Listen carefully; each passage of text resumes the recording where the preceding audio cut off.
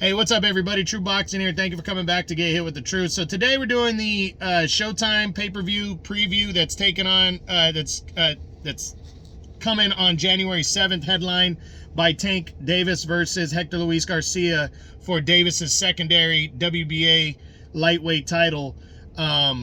As Davis tries to hold on to that belt ahead of his showdown with Ryan Garcia, hopefully in the spring. But before that, we're going to discuss the undercard real quick. 4-fight card. You got welterweight Rashidi Ellis is taking on some guy named Romain Villa. Ellis, this is his second or third fight with the PBC. I think he's going to keep it rolling. I think he'll stop Villa middle to later rounds and keep his undefeated record intact. He is a pretty fun guy to watch, so check him out. Then undefeated former former middleweight champion Demetrius Andrade is taking on Damon Nicholson, the veteran. This is Andrade's debut with the PBC. I think he's looking forward to bigger fights ahead, and he wants to look good here, but he's also been out of the ring for 14 months. Damon Nicholson, I think, is a guy that fought Edgar Berlanga and took him the distance. Berlanga's first time he went the distance was against Nicholson. So I think he'll probably go the distance against Boo Boo as well.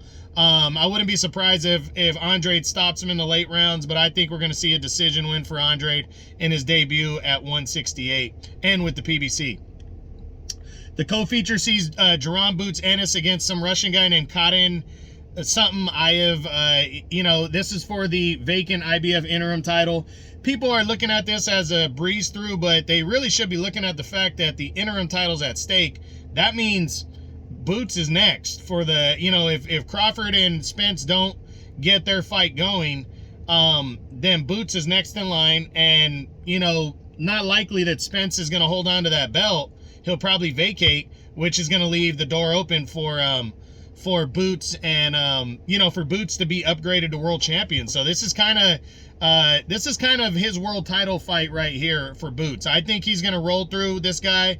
And Boots doesn't seem to overlook people. He's also on a big card as a co-feature. I think we're going to see another nice knockout for Jerron Boots Ennis. But the main event, you got Tank Davis taking on undefeated junior lightweight champion Hector Luis Garcia, who's moving up from 130 to 135. Some people are overlooking Garcia, and I hope Tank isn't one of them, because this dude's legit. He is a good fighter.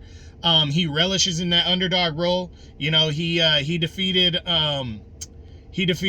Chris Colbert last year when nobody gave him a fucking chance in hell. He dominated Chris Colbert over 12 rounds, one of the biggest upsets of the year, and put himself in line for a world title. Then went in against a veteran in Roger Gutierrez and completely outboxed and outclassed Gutierrez to a clean 12-round decision. He is used to being the underdog, and people, looking at him like he's going to get his ass whipped. I think he's going to be competitive. I don't know if he beats Tank. I do think he's a live underdog. I don't know if he's going to beat Tank, but I'm picking Tank Davis to win this fight. I think he's going to knock him out. I think Tank, his, best attribute is his power, but he also has that speed to catch you just with that left hand out of nowhere. So I do think he's going to be competitive. Prior to that, he has a 3-inch height advantage on Tank. So, that's significant. And I think he's going to be in the fight. He's a good, solid boxer. So Tank's going to have to work for this one, but I think he'll get Garcia out of there late in the fight. But don't be surprised this goes to the scorecards, and if it's close. And another one, don't be surprised if Garcia pulls off the upset here. Tank's got the domestic issues going on right now that really questioned whether this fight was even going to happen. And he's also got the Ryan Garcia fight ahead of him. Let's hope he's focused on this Garcia before Ryan Garcia. So I got Tank winning by a late stoppage. I got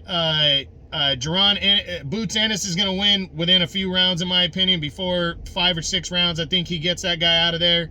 I got Andrade winning a unanimous decision, and I got Ellis winning by a late stoppage. So I hope you guys enjoyed the video. This is a January 7th Showtime pay-per-view preview. This is True Boxing. You've been hit with the truth.